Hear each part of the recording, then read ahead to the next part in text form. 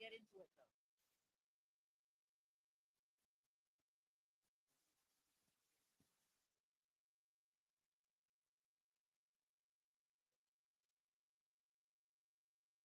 Hopefully you can hear me. What's up, Benji? Can you hear me?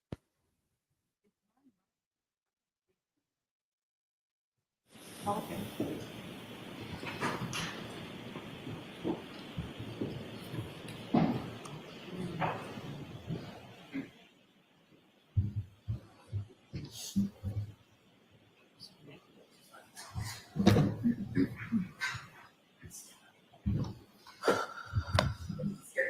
Oh, great, great.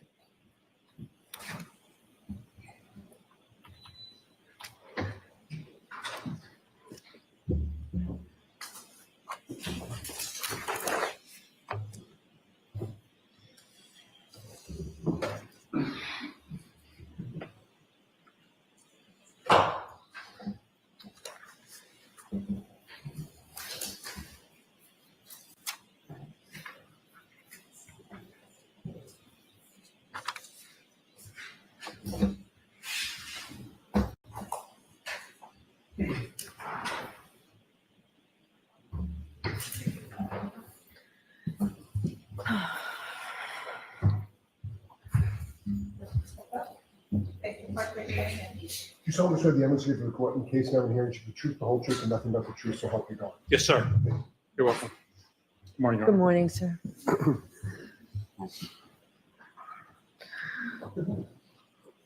So we're going to have a short voir dire. Yes, ma'am. Okay, so Mr. Lessie? Thank you, Your Honor. All right. How about now? I think. Yeah, I think you can hear me now. Can you hear me now? Morning, Dr. Welcher. Good morning. If you look at any documents in answering my question, I appreciate you letting me know that, okay?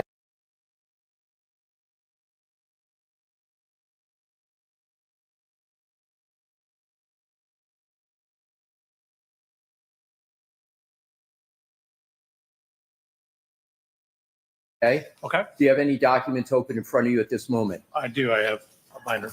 Your Honor, I would ask until the question Can comes you up. do without it, sir?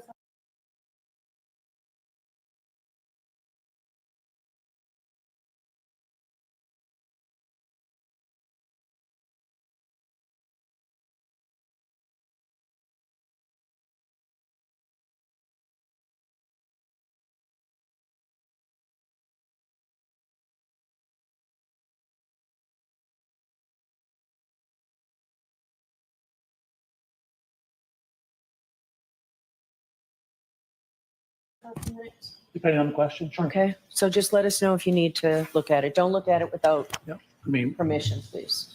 All right, go ahead, Mr. Thank you, Your Lessie. Honor. Oh my goodness. I'm just talking this whole time.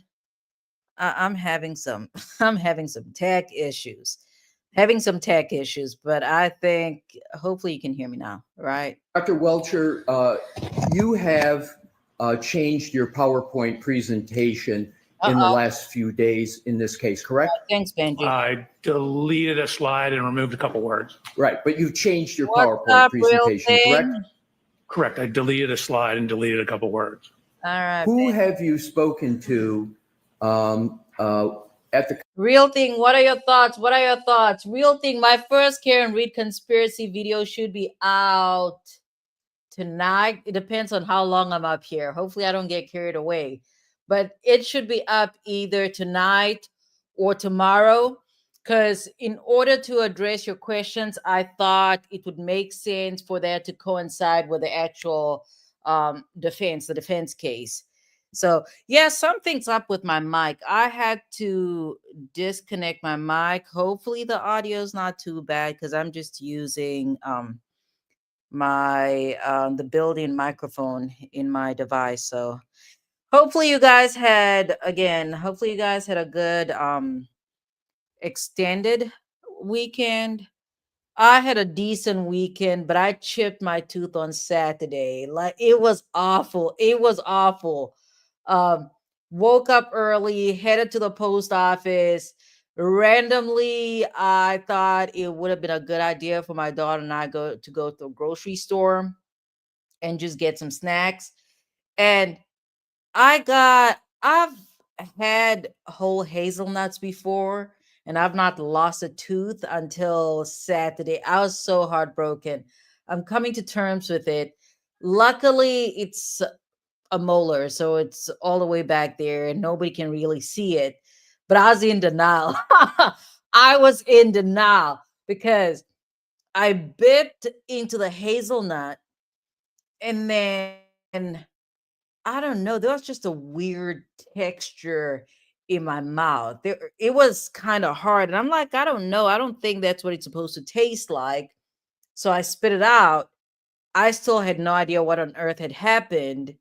And then it dawned upon me. I'm like, oh shoot, I think I cracked my tooth.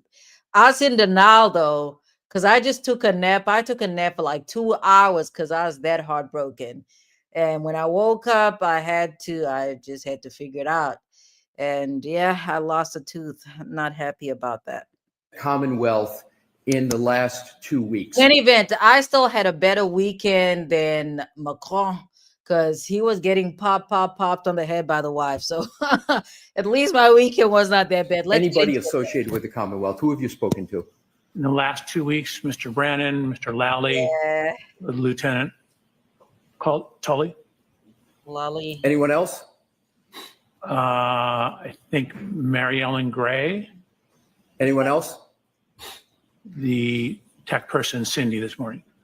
And with regard to those conversations, what prompted those conversations? Okay, I'd like to know. Who initiated them? I was originally told I was going to have to be out here last Monday. So there was a whole flurry of conversations around that.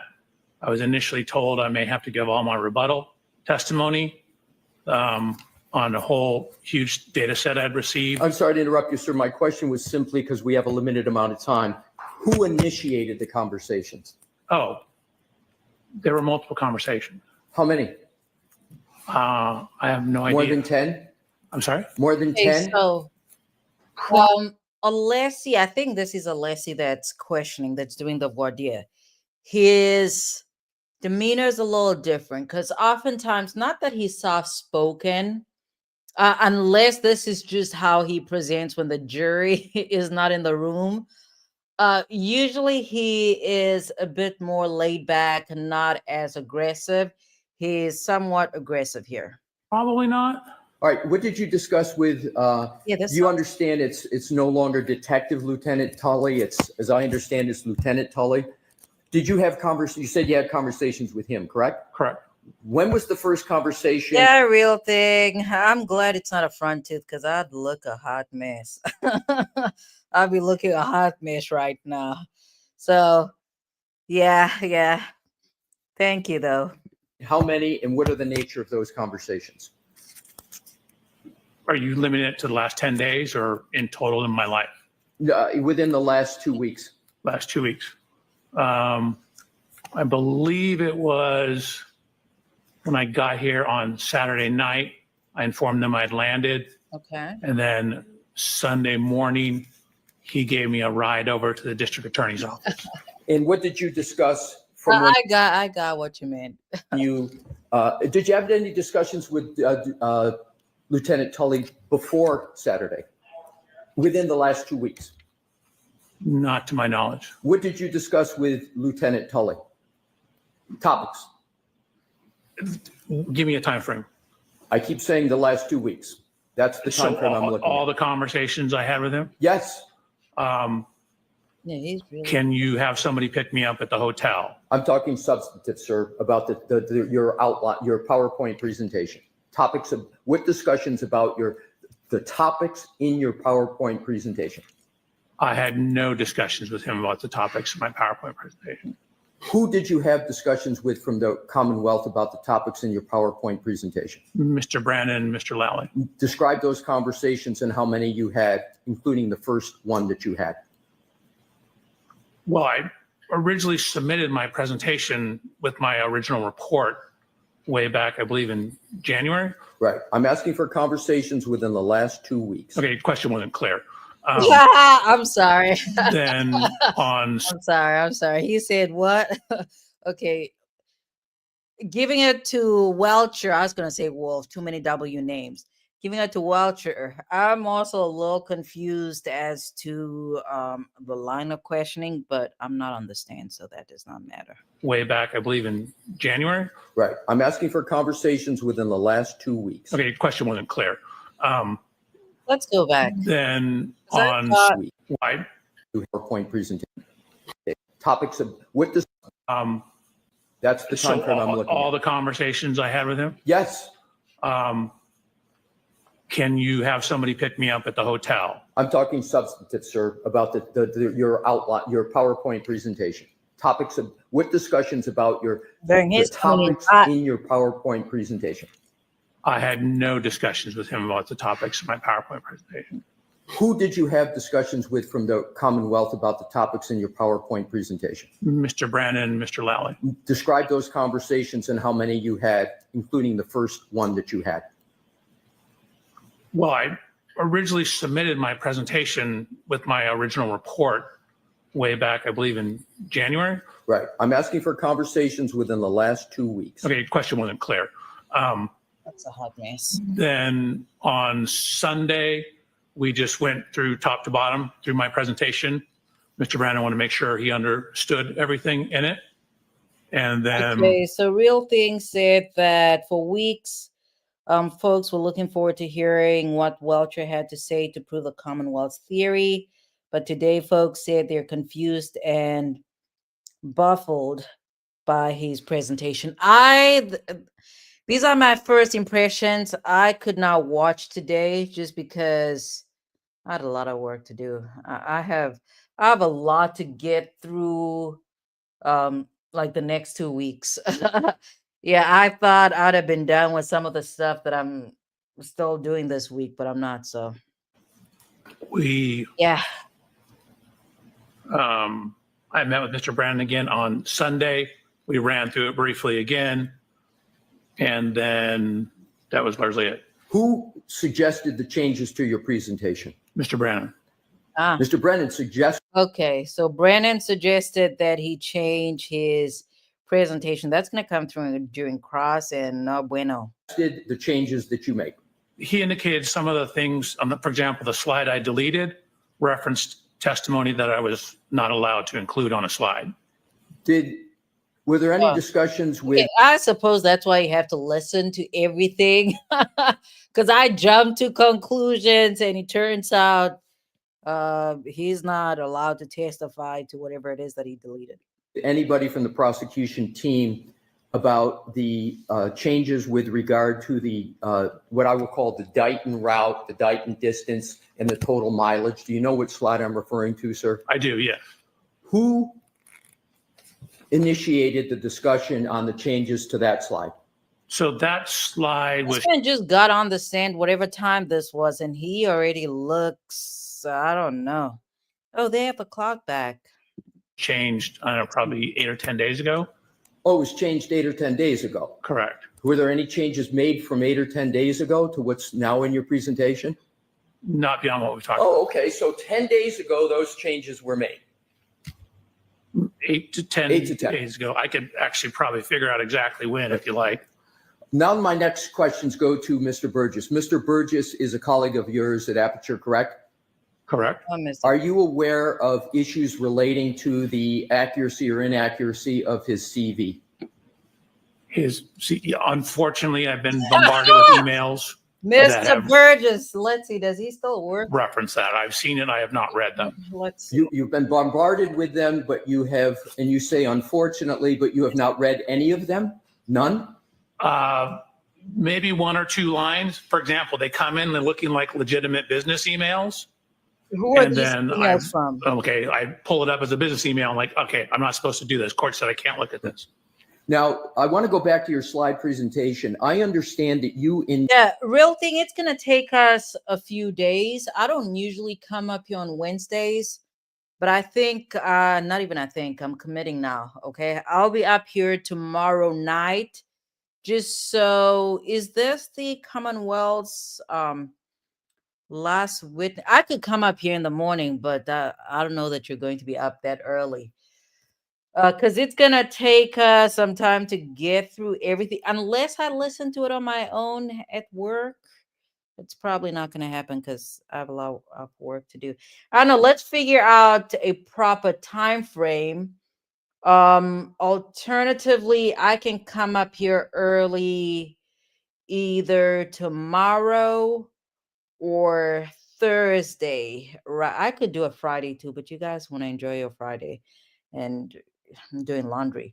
So we can figure it out. But for this witness Welcher, we're not skipping anything. We have to go through Intends, subject to our objections at the court's ruling, you intend to present testimony with regard to your PowerPoint where you are going to elaborate on your 1231-38 to 1231-43 trigger 1162-2, and you're going to add to what has been in your presentation a verbal discussion with regard to Mr. Burgess's change that he made in his May 8th report with regard to the variance time window. Do I have that correct? No, you don't. It's not based upon a verbal discussion. It's based upon his report. Okay, so you're going to make, you propose, what you're intending to do is you want to add the change from Mr. Burgess's May 8th report to what you're going to testify to on your PowerPoint. Do I have that correct? That is correct. And the only reason you're going to testify with regard to altering the 1231-38 to 1231-43 window is because of what Mr. Burgess has done on May 8th. Is that correct? What do you mean? It's better data. So I'm altering it and correcting it with better data that I've received from Mr. Burgess. Right. But my point is, if it weren't for Mr. Burgess's change, you wouldn't be making any changes in your testimony, correct? It's only because of what Mr. Burgess did on May 8th. Is that correct? Only from his report, correct. Correct. So, and you understand, sir, that that change has significant effects on the very issues in this case with regard to the timeline and the collision you allege occurred, and comparing it to human volitional conduct of Mr. O'Keefe. Here's the thing about trials, right? You actually never really know. Sometimes you can prepare as much as you can prepare and think that you're prepared. Sometimes you even think you're over prepared. And there's specific issues that you think will be the crux of the case. For example, this Karen Reed trial, we for sure, at least I for sure, thought that the focus of this trial would have centered around what's his name again? Michael Proctor, right? Because he's the thorn from the initial trial. And then the second or the retrial comes around, and he is not really the center of the prosecution's case. The prosecution went about to make XYZ changes, and then Mr. Burgess, Mr. Burgess ends up being the gift that the defense did not even know they needed, right? Because again, he does have a lot of a credibility issue here.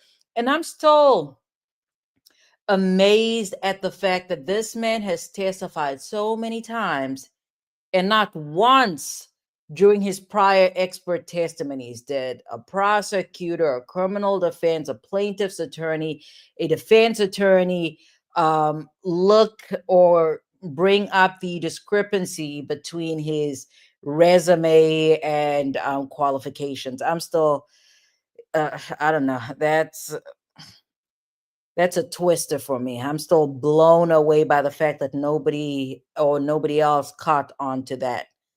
But again, so Mr. Burgess, his testimony obviously favors the prosecution. And in order for the defense to undermine Mr. Wolf, no, not Wolf, Welcher. Wolf testified last week. So in order for the defense to undermine Welcher's testimony, they have to tie him to Mr. Burgess. regard to his manipulation of the phone. You understand the consequences of that change, do you, sir? I do. I would disagree with your assertion that it's consequential. Again, my original data, which is in my PowerPoint. What's going on, Alessi? He's all in. He got a little too much rest from Memorial Day. And has not changed. That data is still there. The timing was extremely close within the error of the measurements, which Mr. Burgess ultimately showed in his subsequent report that was within the variance associated with those timing devices. I understand, but my point, sir, and I want to understand if I have it correct, is that is going to move the time that you assert the 1162.2 trigger occurred, correct? Red hot and everything. And you would agree that's a substantial change given the issues in this case when seconds matter, or do you think it's an insignificant change? I wouldn't say it's insignificant. Again, I haven't modified my PowerPoint at all. I was happy with the data I had and satisfied with the data I had. Again, once presented as engineer would with better data, we use better data. I'm sorry. Collapsing. It brings it, Why do you let him finish? Yeah. it brings it closer in time to Ian Whiffin's last contact point data. But even if we don't have that, given what I knew about the variance in the cell phone, Look, they're all shaking. They're like, we got them. even if we don't have that, given what I knew about the variance in the cell phones, my time was still within that window anyway. Sir, you've just answered my question, which is you agree that it affects the timeline in the activity of Mr. Whiffin's report. I mean, the defense is all excited, but here's the reality of criminal defense, right?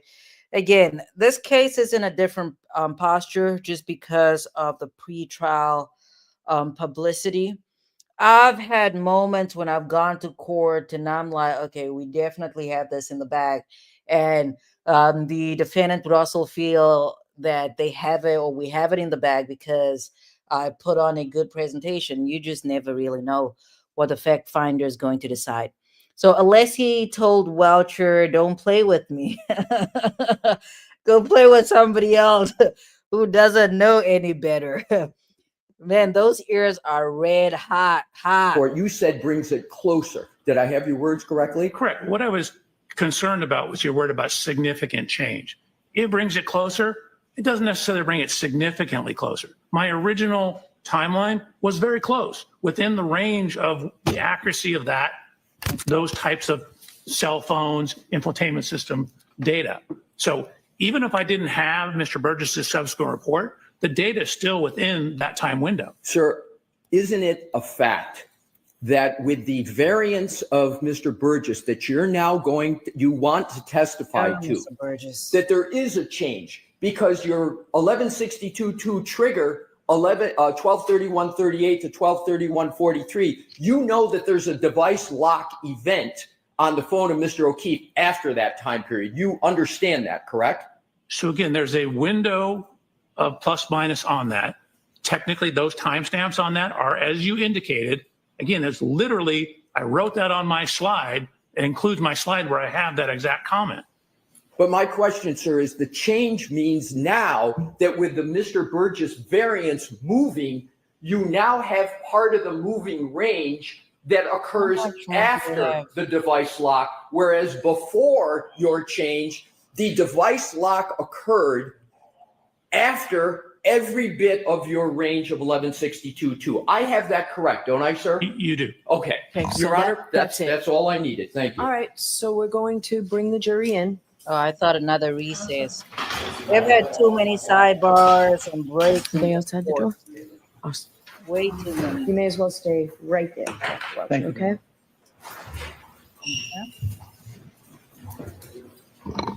I'll see you at sidebar. Oh, there they go. There they go. All right, let's see. Let's find the right spot. So we took up a lot of your time this morning. I think the coffee and donuts and muffins was probably a hint that we were taking longer than what we those I questions. don't know. We all Debbie's so were to friendly follow the lately. instructions. Or Okay, maybe refrain she always from has been. discussing this case with anyone since we're going to follow this case. Read anything. Thank you, Your Honor. All right, come on. Sir, can I just stand and raise your right hand? Yes, sir. Do you solemnly swear the evidence you give to the court and jury in the case now and here is the truth, the whole truth, and nothing but the truth, so help you God? Yes, sir. Thank you. You're welcome. All right.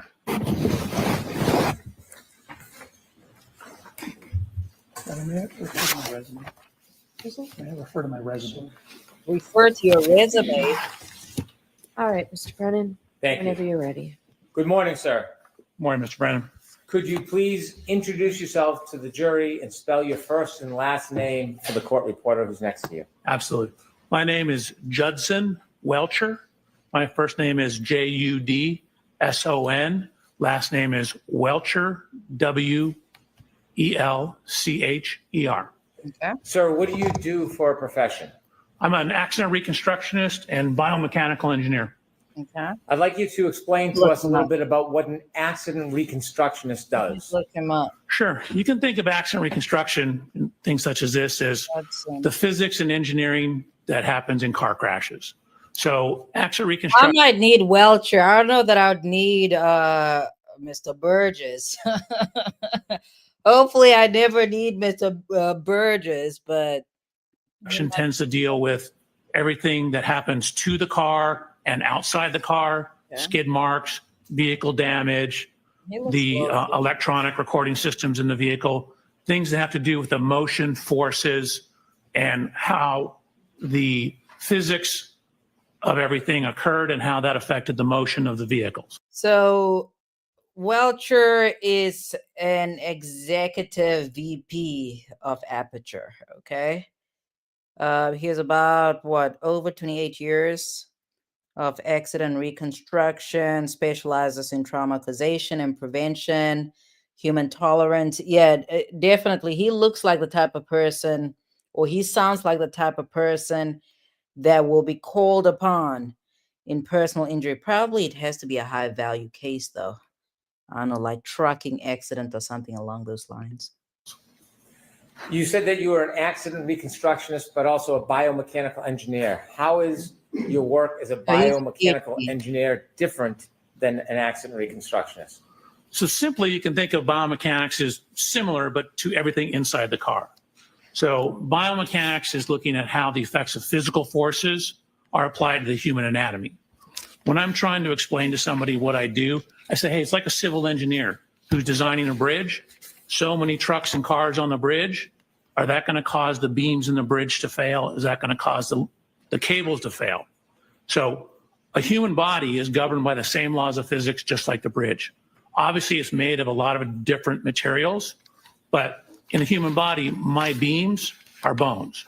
My cables are the muscles and ligaments. Different material properties, but everything's governed by the laws of physics and principles of engineering. Okay. So I'm looking at how physical forces, the outside of the car, for when people are inside the car, seat belts, airbags. The first seat belt was patented by an engineer. It's engineers who quantify the force of the crash and what kind of injury damage there is to the body. So it is force that causes damage like a fracture. And so we're looking at how the physical forces are applied to the body and what that means in terms of what happens to the body. Dr. Welcher, I want to ask you a little bit about how you became a biomechanical engineer and an accident reconstructionist. Can you tell us? Sure. I went to school. So when I was getting ready to go to college, my father, who was a physician, said, whatever you do, do not go to medical school. Because I was getting ready to go to medical school. So this was 39 years ago, I believe. 35 years ago, 39 years ago.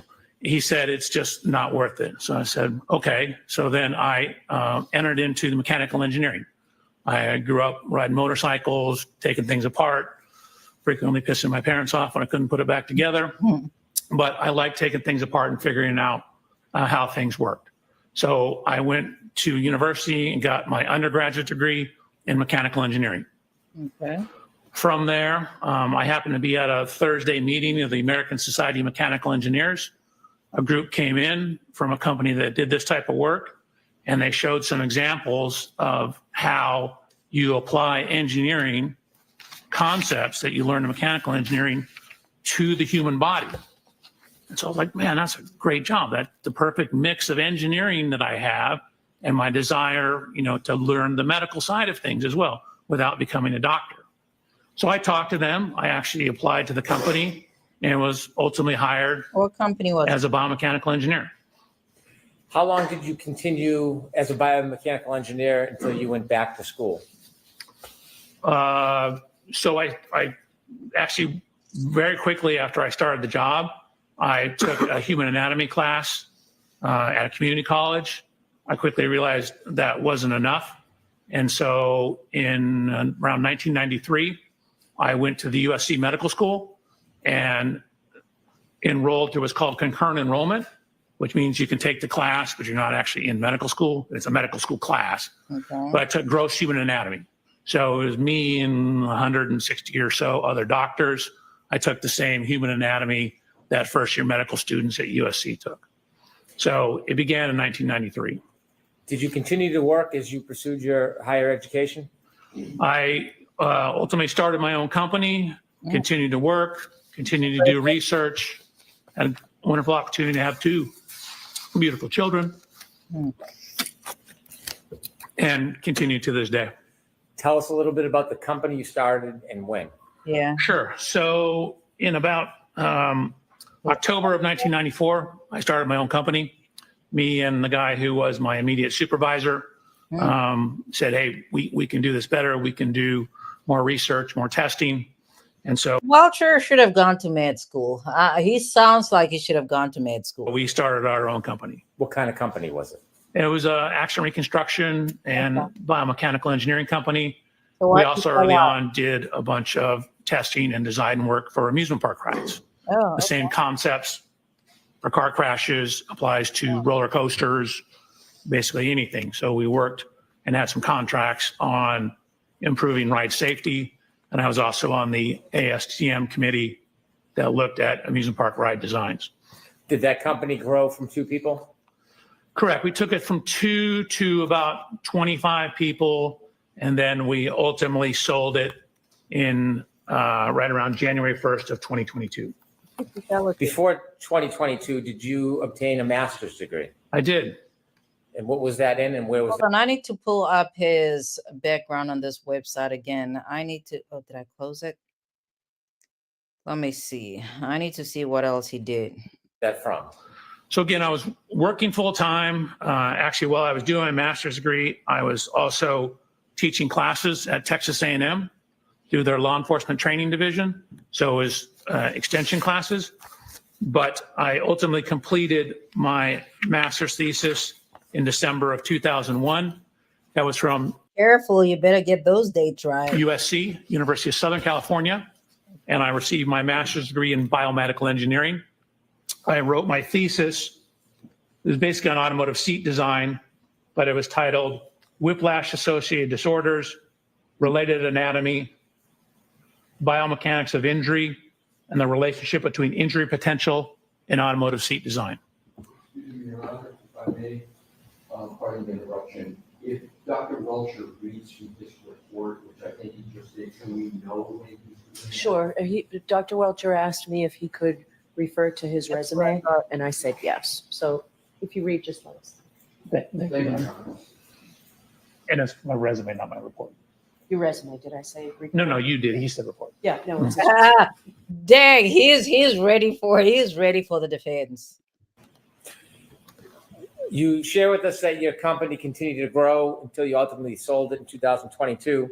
During that time, did you continue to pursue higher? I don't see it here though. I don't know what the name of his company was. It's not listed on Aperture, and I suppose there's no real reason to post about it on here because it's, anyways, let's Education after you obtained your master's degree? I did. So again, ever since 1993, I've been slowly pursuing higher education, both obtaining my master's degree as well as my PhD. During that time frame, I also published 20 peer-reviewed scientific publications.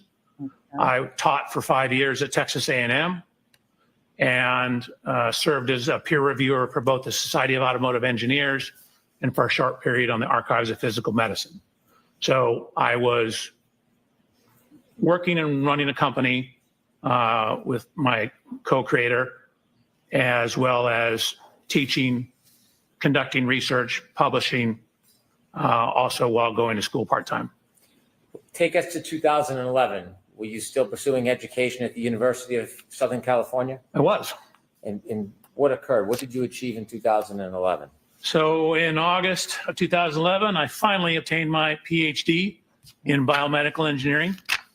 I wrote my dissertation, reading from my resume, titled Development, Validation, and Testing of a New Sensor Array for Intra-Articular Pressure Measurement, In Vitro Human Lumbar Spine, Intra-Articular Facet Testing, which is a lot of big words to say. I was testing cadaver spines, looking at the loads inside the spines associated with various motions of the spine.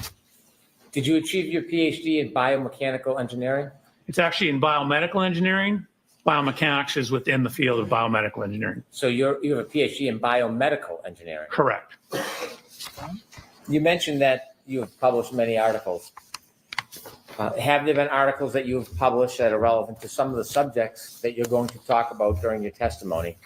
I mean, I have a number of, again, peer-reviewed scientific publications. Peer review just means you submit it to a journal and they have other people review it, give you comments, your peers in the field. I do believe there are a number of them that could certainly be relevant to both the physics and, for example, pedestrian injuries. If I could mention a few. You wrote an article on sideswipe collision dynamics. What's sideswipe collision dynamics? So I was actually an invited speaker at the World Congress, or sorry, not the World Congress, the World Reconstruction Expedition.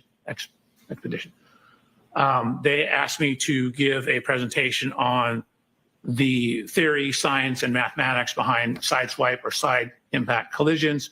That would include side collisions, glancing collisions, shallow angle impacts, such as like a corner of a bumper goes into the side of a car, any kind of glancing or clipping type impact.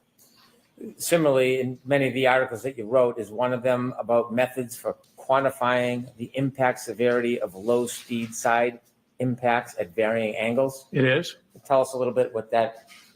So that was a Society of Automotive Engineers paper. Again, another peer-reviewed paper that we worked on. It was kind of an extension or continuation of all that research, where we just looked at the physics and the mathematics, basically the reconstruction of glancing or sideswipe type impacts. Similarly, methods for quantifying the impact severity of low speed side impacts at varying angles. Is that similar to the other papers, or was that different? Yeah, I thought that was the same one. So don't get confused now. If I can continue, another article or publication that you wrote, occupant kinematics and loading in low speed lateral impacts. What does that mean? So in the course of my career, I've done probably 12 to maybe 1,300 actual crash tests. Okay. I've crashed everything from skateboards, mopeds, up to trains, motorhomes, and ambulances. I've conducted, relative to this case, probably or been involved with 50 to maybe 70 pedestrian impact tests. So the low speed side impact one is we actually put human volunteers in side impact collisions. And what we did is we had accelerometers, which are things that measure acceleration. If you had physics or memory, Newton told us force equals mass times acceleration. So knowing the acceleration of something, you can get an idea of how much force is applied to it. So we have various sensors on the body. We have various sensors on the car for the reconstruction aspects of it. So that study was the biomechanics portion. And the first paper you read about the reconstruction was the reconstruction portion. So the first paper you discussed was everything outside the car. Then we looked at how the forces applied to those impacts to people inside the car. Have you had a lot of publications and studies about the force applied to people outside of a car? I could skip, but we I don't need know if I'd say a lot, but I was an invited lecturer to the Actual Reconstruction and Collision Safety Institute conference, where I specifically gave a paper and a series I'm going over the Commonwealth's witness list, and I'm trying to figure out why they put Turtle Boy in here. I don't think they're gonna call him. I don't see it, but I'm trying to figure out what the actual plan or tactic was in putting Turtle Boy up here. basically a lecture on what's called pedestrian impact biomechanics, which was exactly as the name implies, what happens to pedestrians when they're impacted predominantly by cars and vehicles. How much of your work involves pedestrian impacts? Probably maybe 10%, 5 to 10%. Most of it's car to cars. Biomechanics of low-speed impacts. Is that another paper that you wrote? That is a paper I wrote. I don't want to read all of your papers and all of your publications, but on a different topic, did you write a paper on the study of the measurement of Generation 2 Toyota event data recorders and low-speed side impacts? Yes. Could you tell us a little bit about what measurement of event data means in this? So, newer Toyotas particularly, have two types of electronic equipment on board that can record crashes. There is what's referred to as an event data recorder, or EDR. It's somewhat commonly referred to as a black box. It's not exactly right, but it's close. And then there's a secondary system, which is really more closely tied to maintenance. That's called TechStream, but it will pick up data that you can frequently relate back to various events. So that particular paper was looking at the event data recorder data in Toyotas. We'll get more into that subject later, but is it event data recorders subject that you're well schooled at? Yes. In addition to the papers that you've written, have you continued through the years and after becoming a PhD, your research in this area, in these areas? Correct. For example, every year we're part of a conference called SATI, which is our company, largely led by an engineer, Christopher Furbish, that we work with, has spearheaded us going out and conducting crash tests for that conference. For 10 years, we did a lot of the instrumentation and crash testing at the Actual Reconstruction and Collision Safety Institute conference. And then for a number of years, the company actually went down and did crash testing for what's referred to as the Spine Research Institute down in San Diego. So we've been hired by various professional organizations. We came out here once, the Massachusetts Association of Action Reconstructionists, I think I'm messing the name up, had a conference. We came out here and conducted crash tests for training other experts out here. We did all the instrumentation, the biomechanics of that crash testing. In your research and testing, you have pages with dates of the different researches and testing you've done. There's over a dozen of the research and testing. What are you getting? Items and articles that. What are you getting, little thing? Is that a common topic in your research and testing? Yes. So again, frequently at the conference, we're doing pedestrian tests. The last Actual Reconstruction Collision Safety Institute conference, there was a series of pedestrian crash tests run there. SATI 2 years ago, maybe 3 years ago, some pedestrian crash tests that were done there as well. So there are a number of instances on my resume where I have both attended class, and then I mentioned the one time where I gave an hour and a half long lecture on pedestrian injuries. After you became a PhD or a doctor, do you continue your education and research? Correct. I've always continued my education and research up until, I just got back from. Dang, Dr. Welcher, he is basically telling me I'm slacking. I need to get back to reading. I really do. I read this morning, though. my I don't know, something was going on with StreamYard this morning. It was messing up. So I cut the live stream short and then I just started reading. But then Callie sent me a message earlier and she's like, there's no audio. And sure enough, I came home, listened to the stream, and I'm like, well, I might as well just, delete this. So The event data or Action Reconstruction Collision Safety Institute EDR conference, or the Event Data Recorder Summit. My company, through my relationship with the founder of that summit, was a sponsor. So Aperture was actually a sponsor of that conference. We actually sponsored it the previous year as well. Okay. And also as part of that, I assisted one of the researchers in conducting. How much did he sell his company? It's called Front Camera Module testing for pedestrian impacts on Chrysler vehicles. Excuse me, General Motors vehicles. As a biomedical engineer, are there any groups, organizations, or certifications that are important? I think ACTAR is important. So ACTAR is an acronym. It's ACTAR, and that's short for the Accreditation Commission for Traffic Accident Reconstructionists. And so it's a... Are you working, Benji? A bunch of professional groups, originally from some concerns, I believe, from the Department of Transportation, got together and set standards for reconstructionists. Again, these are kind of minimum standards. You have to show, you send in your resume, you talk to them about your research, and then if you're deemed qualified, you sit for an examination that tests your skills, day-long test, theory, a practical portion, and then every 5 years you have to have 60 continuing education units to become reaccredited. I've been an accredited accident reconstructionist since February of 1995, and my accreditation is current and active up through today. So you've been accredited for 30 years? What kind of beer did you get, Benji?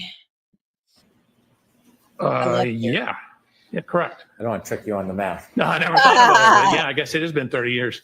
That's funny. Have you testified in court before? I have. Have you testified in state courts? I have. Have you testified in federal court? I have. Matter of fact, in Boston. Right. Have you ever testified in civil cases? Yes, I have. Have you?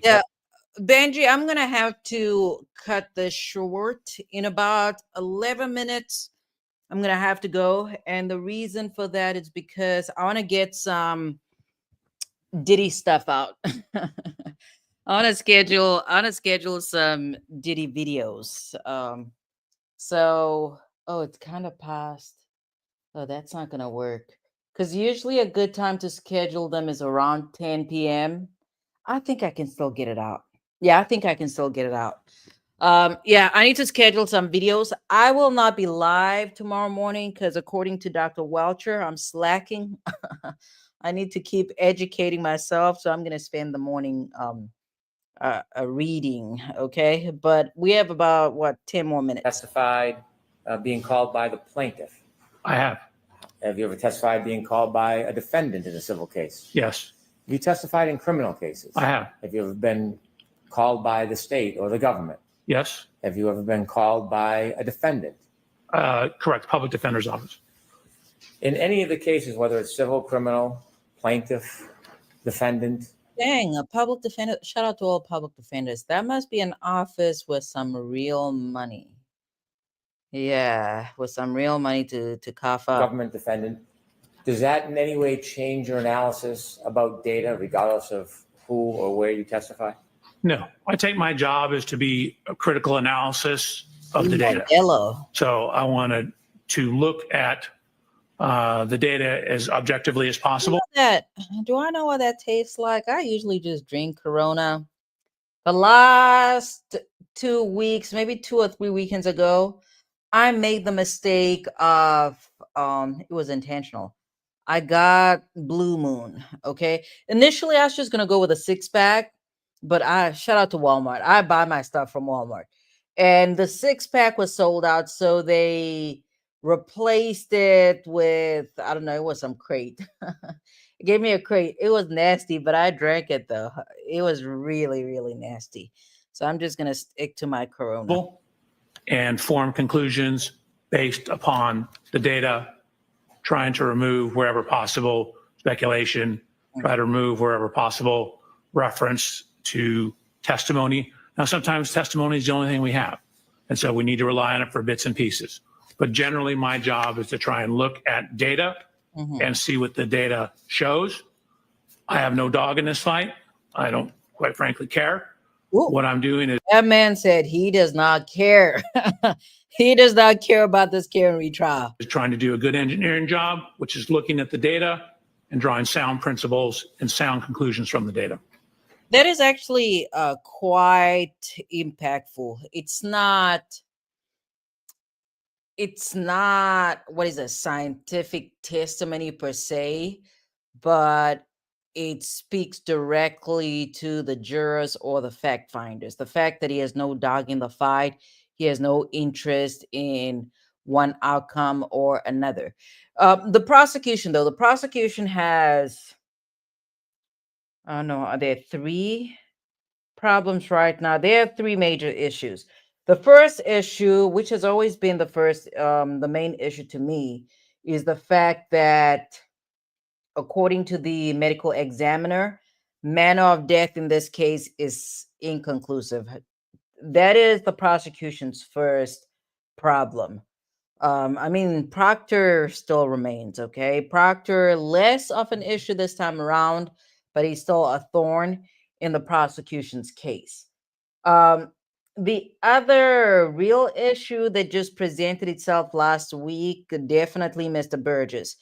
But the other issue that a lot of people are not really talking about is the makeup of the jury. The makeup of the jury, 2 things that really play or come into play when it comes to a jury: venue and the makeup. Makeup can consist of a number of different factors or, right, we're going to stick to factors, okay? Age tends to be a huge factor whenever it comes to criminal cases. Again, we've talked about this a little bit when it came to, I don't remember the trial, but I know that I talked a little bit about age when it comes to racially charged crimes. It can be to one extent where it's, be it the defendant, in this case, the victim, or whatever the theory of the case is. But the age of jurors oftentimes play a role. And there, I guess there might be actual objective explanations for this. But in this case, though, who's this? From my understanding, according to Court TV, because I listened to, what's his name again? Vinny. I listened to Vinny sometime last week, okay? And according to Vinny, the makeup of the jurors, they're significantly much younger, okay? And I agree with Vinny in the sense that jurors that are much younger do tend to be more skeptical of law enforcement and authority. So that, to me, that is an issue that the prosecution, and it's not even just the age or the makeup. The prosecution indirectly also has to deal with the pretrial publicity by the defense in this case. Let us move on, though, because you guys know I can talk and talk. Presently, you said you had a company and you sold it. Where do you work? Say what? Presently, you said you had a company and you sold it. Where do you work? It's a company called Aperture. I guess we were acquired Oh, or merged. Listen, I kind of guessed. I'm like, he must have sold Aperture, right? Because it did not make sense for him to be VP, because he said he sold it in 2022. My numbers are always going to be off. So that's what, 2.5 to 3 years ago. Oh, okay, Mr. Merged Welcher. into it technically. Say what? Principles and sound conclusions from the data. Okay. Presently, you said you had a company and you sold it. Where do you work? It's a company called Aperture. I guess we were acquired or merged into it technically. How many offices do you know if Aperture has? Oh God, I should know that. Oh. I mean, we have them in Massachusetts. We have them in, I think there's 3 or 4 in Texas. There's, I think, 4 or 5 in California. So I want to say there's at least, I don't know, 13 to 15. Do you work at a particular location? I do. Where do you work? Long Beach, California. Do you work with other people? Do you have a team? I do. How many people are on your team? 5. And what's the team comprised of? It, Is everybody a PhD, an engineer? one individual. I think, I don't know yet. I think this question might be aimed at rehabilitating his name is Burgess. Yeah, Burgess indirectly. I think what Brandon is trying to get at is that in order to do this type of work, you do not necessarily need to have a PhD, a master's, or a bachelor's. I think. There's a PhD in engineering, Dr. Umali. And then I have 3 other engineers and 1 case reader. I guess it's 6 people. I have a case manager as well. Oh, Is there any, do you work interchangeably at the different branches around the country, or do you have your own team in California that you work with? 99% of the time, it's my own team. Okay. Occasionally, we'll get a case from another office. I've worked on a couple cases out of the Texas office. Dang, that's really impressive. That's really impressive that this man went on to form a company, and I suppose his company was so good that somebody else actually bought him out. And maybe a couple out of the Nevada office.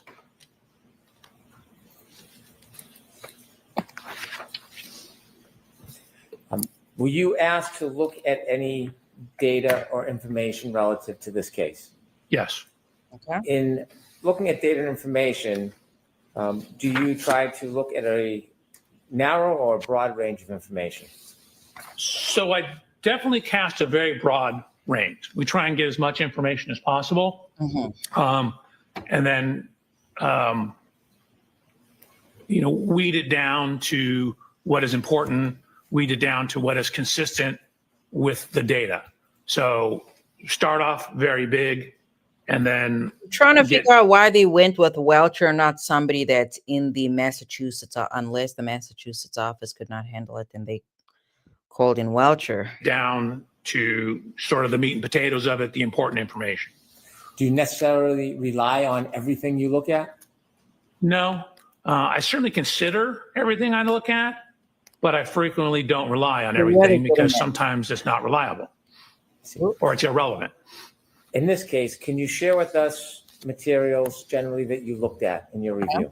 Sure. Your Honor, may I read from my report? Yes. Thank you. He's sharp. He's paying attention, apparently. Mr. Reporter, I apologize. It's a lengthy list. Slow. So I have police reports, including the Canton PD incident report, and I have 8 other reports, also the 34 Fairview Road Rams final report or cars report. I have the ring video from Mr. O'Keefe's residence. I believe that's One Meadows. I have the cruiser cameras, which are the police vehicles, onboard cameras, both front and rear cameras from 1, 2, 3, 4, 5, 6. All right, I'll give it another 10 10 minutes. different I really videos. should be going, but I'll give it another 10 minutes. I have photos and videos of the scene from Sergeant. I have photos of the vehicles, 140 photographs of the vehicles lined up together. I have 25 additional photographs of the scene, 18 separate photographs of the scene, 2 photographs of the scene, one group of 92 of the scene, one group of 50 of the scene, another video showing the cars lined up bumper to bumper, 4 videos of the scene. I have a video showing Miss Reed's vehicle being pulled into the Sally Port at the Canton Police Department. Okay. I have a 360 diagram, surveillance video files from McCarthy's, surveillance video files from Waterfall Bar, Canton Police Report, Sally Port videos from Dighton. I have the Lexus Connect Verizon records. I have the alarm.com videos. I have a video of the tow truck arriving at the Canton Police Department. One titled Native Location, John O'Keefe's phone. Past witness statements. The report of examination from the coroner. Jennifer McCabe Cellbrite data. Something called Lexus Infotainment. Different past summary testimony of numerous witnesses.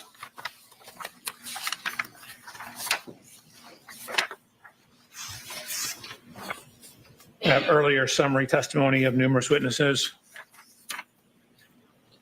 The Boston Magazine interview with Miss Reed. The Dateline interview with Miss Reed. Wait. I did not. Wait, what? So they're privy to Karen Reed's. To me, that is still the dumbest defense move I have ever seen in my entire life. I don't understand why her attorneys were parading her in front of the cameras. I just. Testimony of numerous witnesses. Listen, once this case resolves, I hope. To me, it sounds like it was either a Karen Reed idea or an Alan Jackson idea. If it's an Alan Jackson idea, he better not do that ever again. Like, don't put defendants in front of cameras. What are you doing? Like, if you're really trying to get a story out, get a parent, get a spouse, unless they're accused of actually, offing the significant other, get a dog, get somebody and anybody else out there but the defendant. The Boston Magazine interview with Miss Reed. A Dateline interview with Miss Reed. A 2020 interview with Miss Reed. Lab reports from BODE, the Crime Scene Response Unit Boston. What's up, Brooklyn?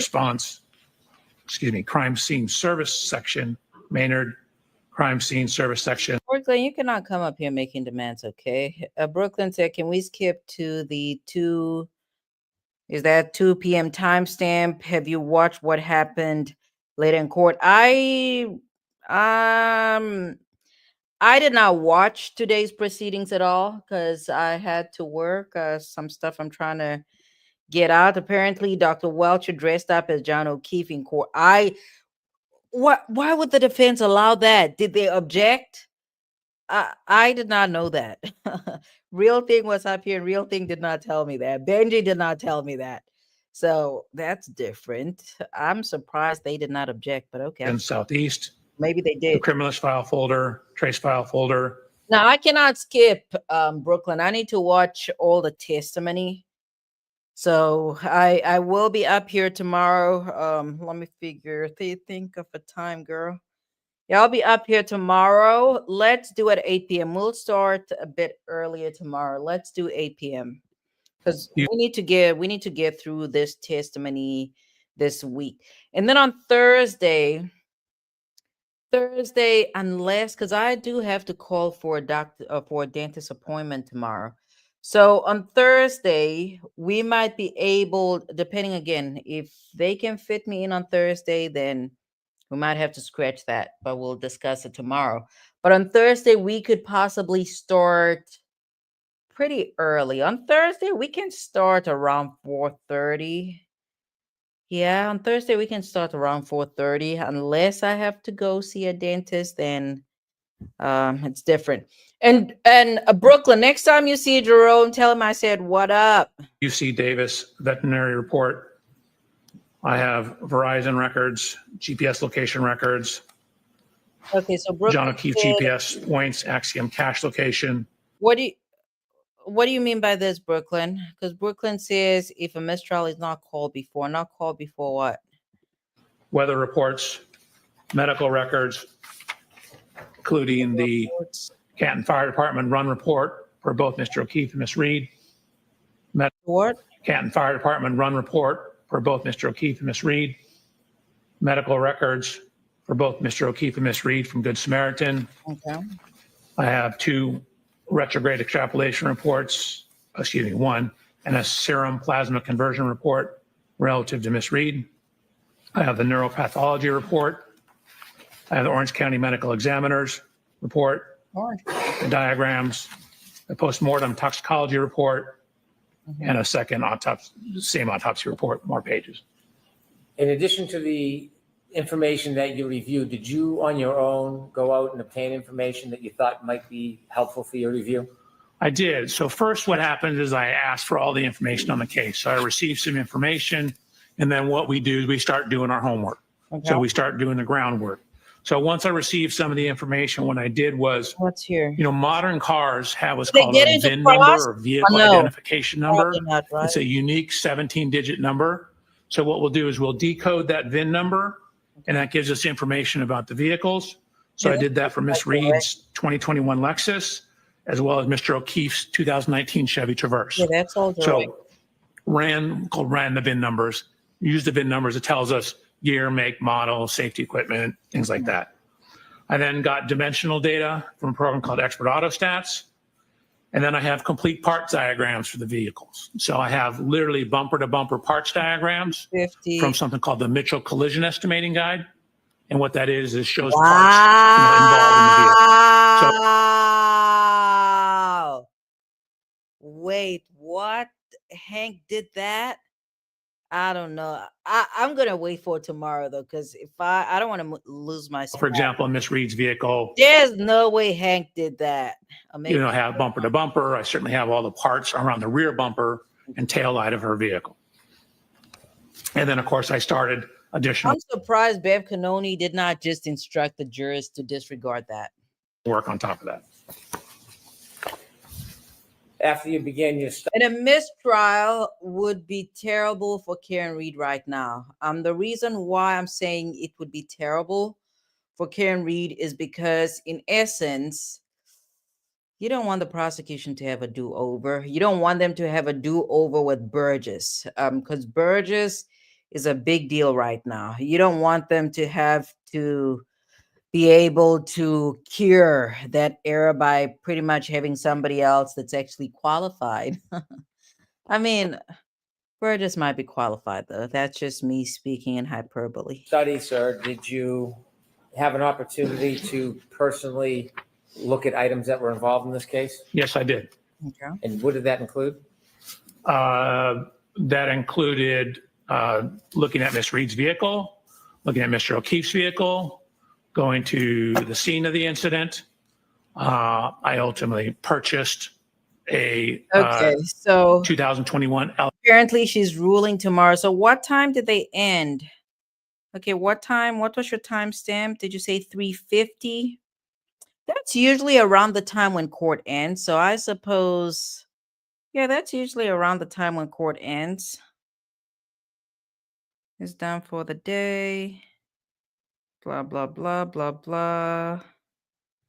I cannot see that timestamp. I'll leave it alone. LX570, the exact year, make, and model of Miss Reed's vehicle, and conducted testing with that vehicle, as well as doing a whole bunch of I research. suppose due to that information, I'm going to hold off on my Karen Reed conspiracy video. I'm just going to go with the Diddy stuff. But I'm not able to watch tomorrow. I don't want to have to watch tomorrow. I don't know. Yeah.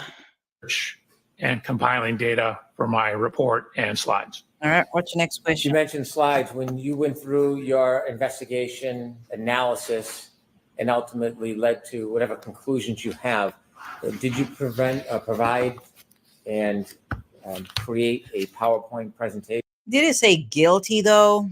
Like, did Brandon really? Now I'm curious. Let's just fast forward. Okay, court starts at 10. That's definitely much later than she usually. I mean, not say much later because they usually have way too many sidebars. I guess let's fast forward. This is what 225:05. Hopefully, I remember that. 225.05. Why would Brandon mess up like that? Why? I doubt. Ooh, what's going on? Uh-oh.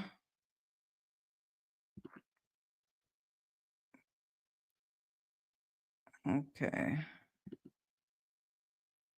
Okay, this is getting into 350. That's 350. 350 is a sidebar. Come on now.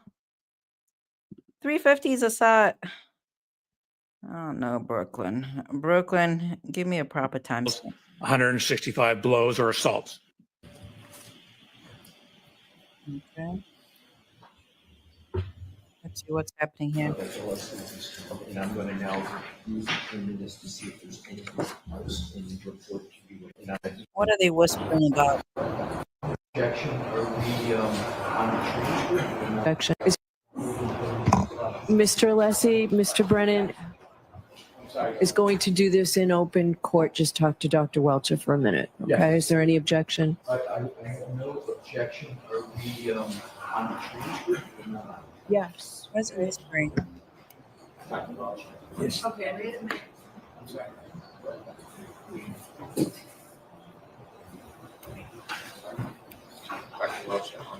Brooklyn does not want me to get to my Diddy videos.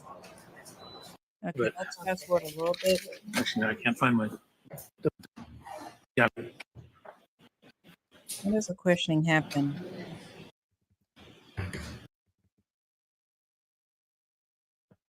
Okay, come on. Girl, you need to get going. So once the heading's gone, right? Are they already in cross? Is this cross examination? What, did cross go by so quickly? There's no way cross went by so quickly. For that opportunity.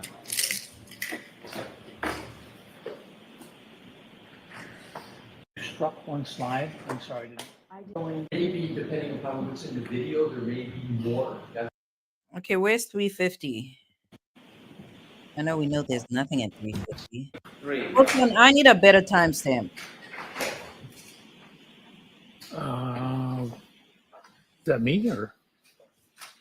Okay, so cross didn't. Oh, I was not reading. The cross did not start yet. Don't.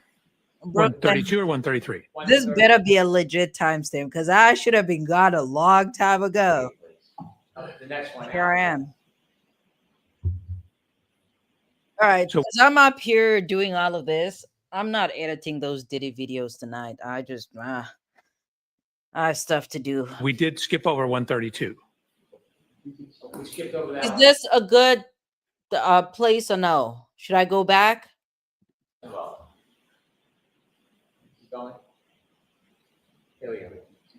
Judson Welcher. If you could enlarge that just a little bit for us. Sure.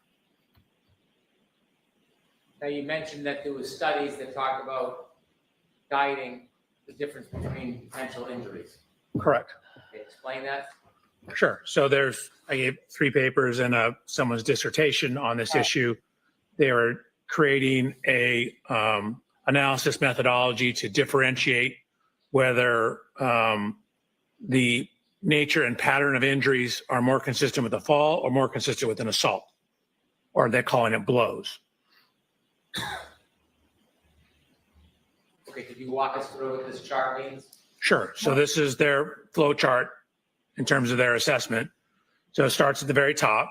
You can see they analyze a total of 400 events, 235 falls, force when landing on a hard surface to cause skull fracture and a level 3 type skull fracture. So Mr. O'Keefe, again, is 73 inches tall. Okay. His occiput is about 4.6 inches down from the top of his skull. That means it would fall a total of about 60 or 73 minus 5 would be 68. So just under 6 feet. So 72, 4 inches under, so 5 foot, 8 inches is the fall height. What is data showing that even at a fall height as low as 40 inches onto a hard surface, you can get fairly severe skull fractures. Thank you. Dr. Welcher, regarding your third part of your analysis, did you come to a conclusion to a reasonable degree of engineering certainty whether or not the defendant's Lexus collided? Hold on, we need to go back because listen, Brooklyn statement. He said, Brooklyn said, what's his name? Braden asked this man if Karen Reed was guilty. Okay, those are Brooklyn's. You come to a conclusion to a reasonable degree of engineering certainty whether or not the defendant's Lexus collided with Mr. John O'Keefe on the evening of January 29th, 2022, around 12:32 a.m. Yes. Before you give me your opinion, I'd like you to share with the jury It's pretty much the conclusion of direct testimony. what that opinion is based on. Sure. So it's The based on the science, 130 data. slides you've seen, based on my personal inspection of the Lexus, the correlation of the text stream data with the infotainment data, as well as Mr. O'Keefe's cell phone data. It's looking at, I guess, where the taillight wasn't broken. It's looking at the physical evidence at the scene. Say the taillight wasn't broken. O'Keefe's cell phone. Oh, okay. So he's distinguishing between where it was broken and where it wasn't broken. I think. Phone data. The rest of this. It's looking at, I guess, where the taillight wasn't broken. Okay. It's looking at the physical evidence at the scene in terms of taillight fragments, glass fragments, red color in the snow.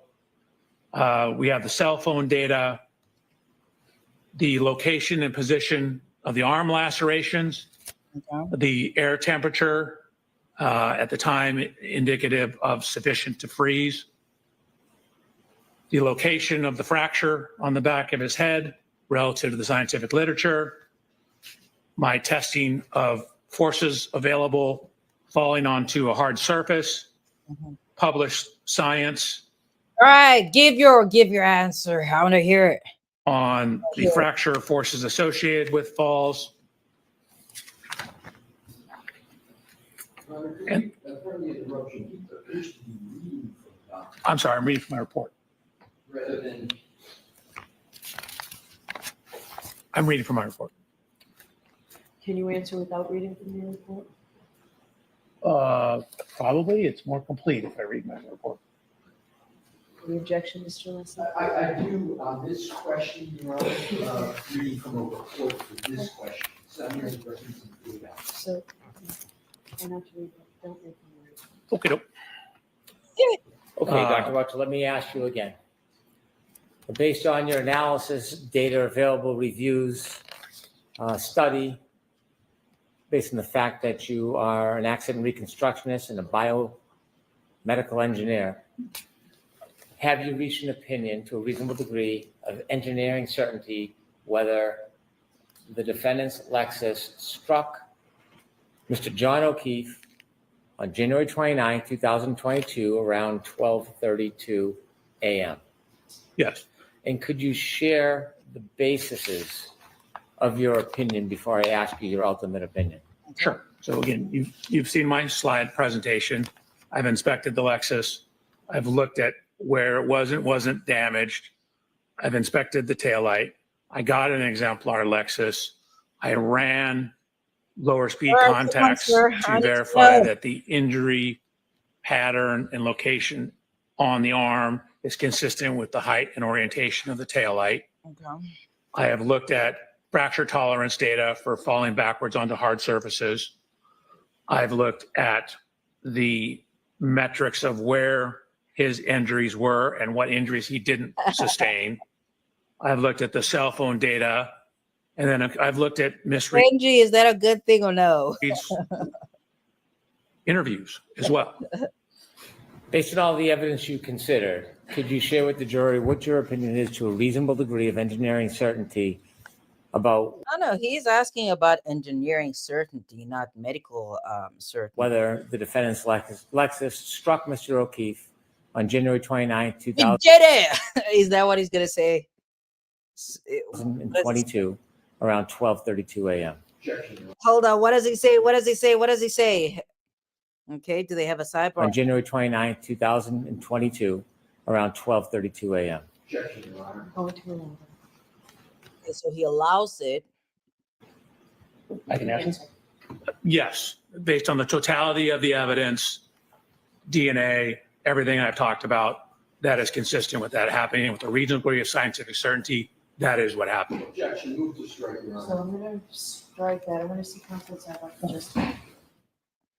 Okay, it's just the statement where he says, or his answer, where he says that that is what happened. Okay, and then again, what is this? He's testifying within his expertise, so I do not know that that can be characterized as him testifying to something that is not that is not an expert in. The only real issue here is him saying that that is what happened. That's the problematic part of his testimony. And there's no way, I do not know that there's any way that Brennan Alessi would, is it Brennan Alessi? No, Brennan, what the hell? Hank Brennan. There's no way that that is the testimony that he was eliciting. He was not expecting this witness to say that is what happened, because he wasn't there like the rest of, the rest of us. All right, let's see. All right, so he looks nervous over here. I don't see Peggy in court. In our own.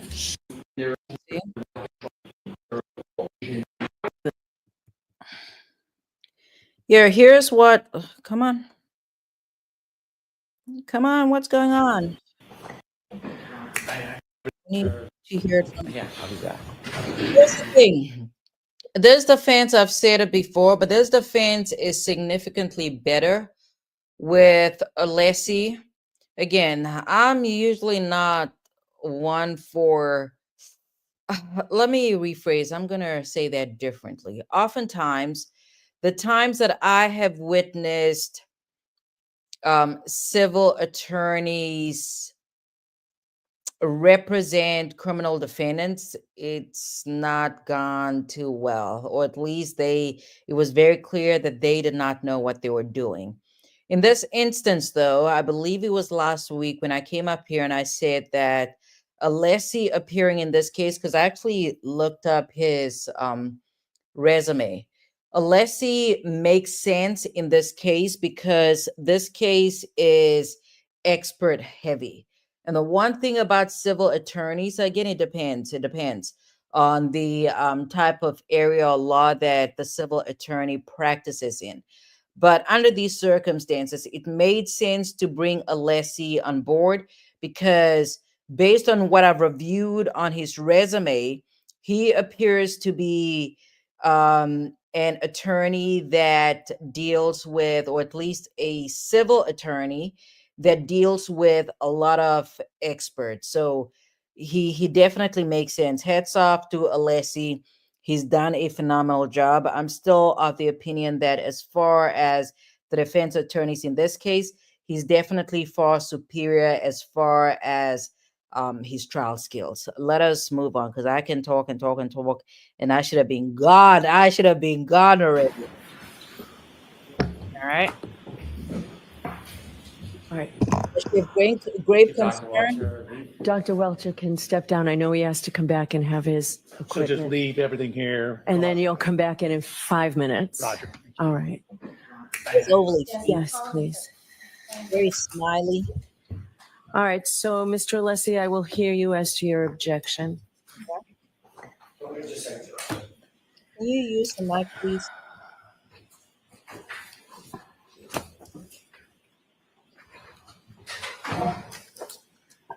Brennan is ready. I know Lally, he's hot over here. Lally, he's ready. Thank you, Your Honor. Would you like me to go to the podium or stand? Right there's fine, and let's try and wrap it, this all up by 4 because I've already heard you at sidebar. We'll do so, Your Honor. That means both of you I'll hear from within the next 5 minutes. Go ahead, Mr. Lessie. Thank you, Your Honor. The point number 1 is the question of whether, based upon a reasonable degree of scientific or engineering certainty, he has an opinion whether a collision occurred. I'm going to give a dramatic and accurate example that happens in courts all the time with equivalent. So, by analogy, if the issue is whether or not a defendant has stabbed an individual and caused a certain event, that is the ultimate question for the jury. That question is never permissible in a trial. To that extent. By analogy, this is the exact analogous situation. The question of whether there was a collision.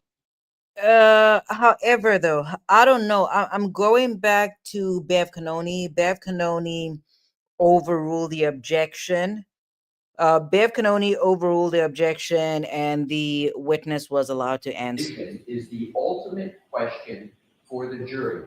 That is why we are having this trial.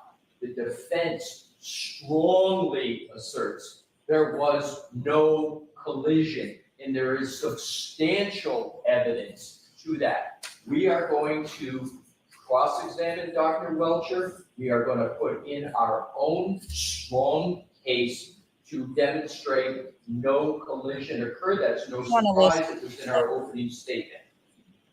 This witness cannot, by precedent for years, opine on the ultimate question that is going to the jury. I accept, subject to evidentiary issues, the 2 questions that a biomechanist always answers in these situations. Is the damage to the vehicle consistent with a pedestrian hitting the vehicle?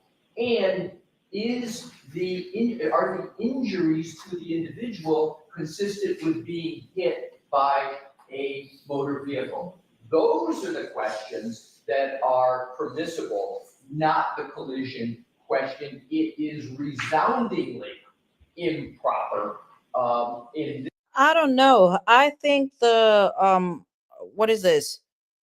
As far as him reading from his report, again, I did not watch all of today's proceedings, but based on those 2 last questions, I believe Bev Canoni said it was okay for him to. No. Actually, he had to put it away because Brennan re-asked the question, and he was referring to his report as far as what he considered in reaching an opinion.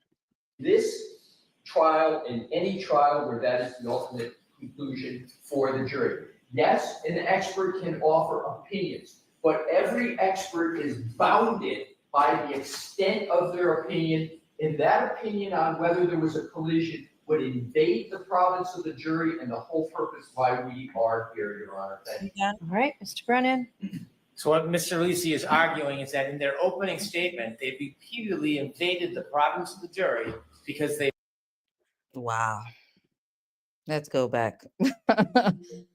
Alexa, stop. Alexa, stop.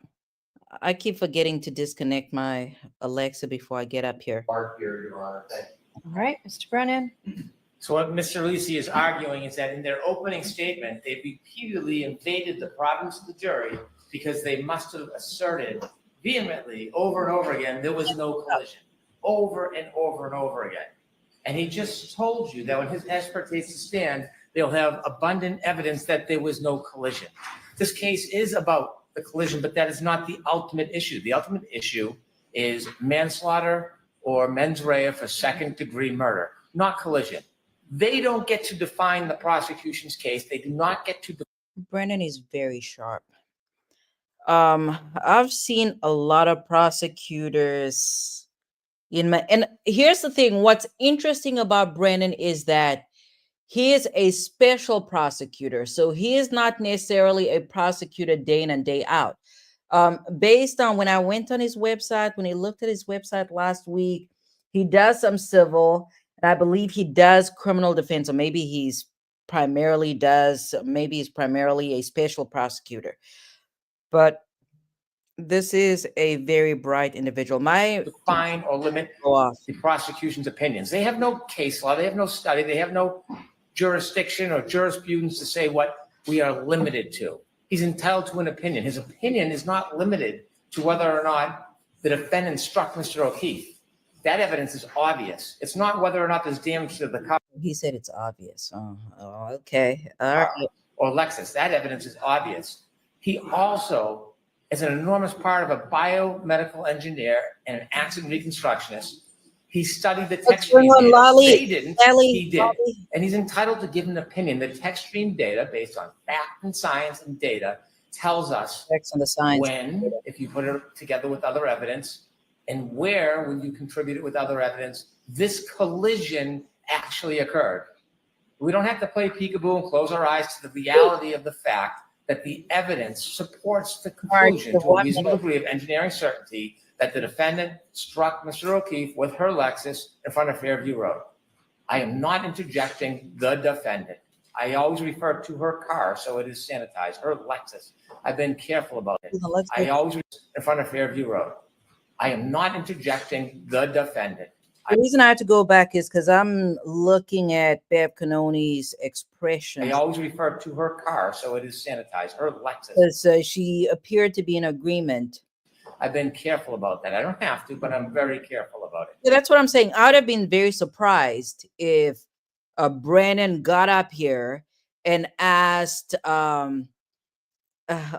enjoyed the extended stream. All right, Benji, we might have to extend these longer, or maybe we need to start sooner, right? But I would have been very surprised based on how I've seen Brandon present himself in this case.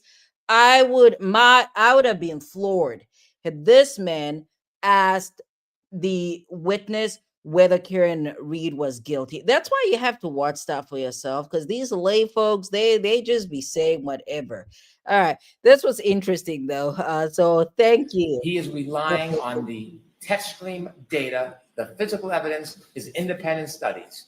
He is allowed to offer an opinion about whether the injuries are consistent with the damage to the car, or whether the damage to the car is consistent. Yeah, I do agree with that. And I agree with that. With the injury to Mr. O'Keefe. And he's also allowed to answer, in his opinion, the issue of a collision. Putting aside the fact that that was you have 1 minute when he pleaded in the opening statement, it's going to happen again when other people testify. It's not our fault that Parker didn't testify or look into the text stream data, or they don't have an expert for it. It doesn't belittle or limit that evidence. We expect to ask Dr. Welcher, does he have an opinion to a reasonable degree of engineering certainty whether the defendant's Lexus collided with Mr. O'Keefe on January 29, 2022, around 12:32 a.m. That is one of the opinions we're going to ask him. Nothing to do with the ultimate opinion of guilt or innocence, or whether it's manslaughter. Yeah, I would have been very, very surprised if that's what Brandon did. It's right for second-degree murder. And what was your second? You said that's one of the opinions you're going to ask him. What else are you looking at? I will also ask him about the consistent with, whether the injuries are consistent with. With what? I'm going to ask him after this part about the difference between a clip or a side swipe as opposed to a full-on injury, pedestrian collision from a front or back of a bumper. And there are further slides to emphasize that point. And so there'll be an opinion regarding that as well. And you consistency with a side swipe or a clip. Okay, so this is not the end of Dr. Welcher's testimony. Yeah, that kind of sounded like it. Just moving on to another area. It's close, but it's not the end. Okay. Go ahead. Yeah. Your Honor, Alessi always needs to have the final word. here's the case. Attorney Brennan said, go to case, oh, here it is. Commonwealth v. Coleman, 366 Mass 705. And it stands for the proposition exactly that I articulated. I won't repeat it. Secondly, Your Honor, If I had time, I'll look up that case law, but I've been up here long enough, so I'm not going to do that. We practice We'll let Bev Canoni and her clerks do their job. what we preach. I have the ARCA report right in front of me, and I have the report of. Is that a new one or is that This is the new one. okay? It's also, the old one is the same. So either one is the same. They do not, Mr. Brennan incorrectly said what our experts are going to do. I don't know why he did that because he has these in writing. Neither Mr. That man is riding away. Dr. Wolf or Dr. Rentschler talk about a collision, a conclusion. It's consistency. So those two questions I said in sidebar.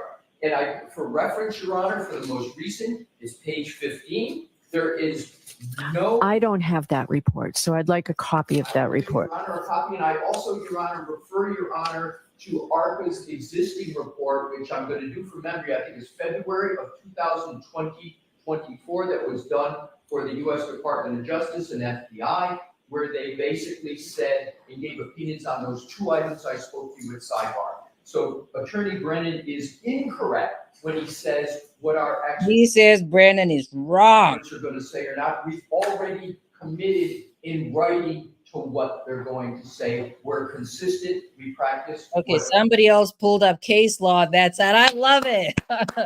Love it. All right. So they have Westlaw pulled up and everything. Good to go. We will discuss this tomorrow before we start. I'll tell you my ruling tomorrow before we start. I need to go back and see what exactly. Yeah, unfortunately, I'm not going to watch that live. Came in to evidence today. All right. So I'll see you. Yeah, I'm not going to watch that live because I have a lot on my plate. Otherwise, Brooklyn, this was great. Thank you. Benji, this was great. Real thing, this was fantastic. Shout out to the replay crew. I need to go. Okay, I really, really need to go.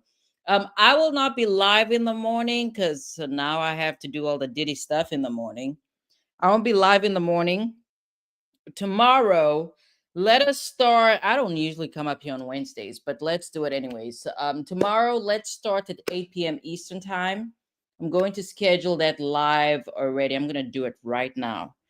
And then we'll see how the rest of the testimony flows. All right, guys. You guys have a fantastic night. It's been Swirl. Let's do this tomorrow, 8 p.m. Eastern time.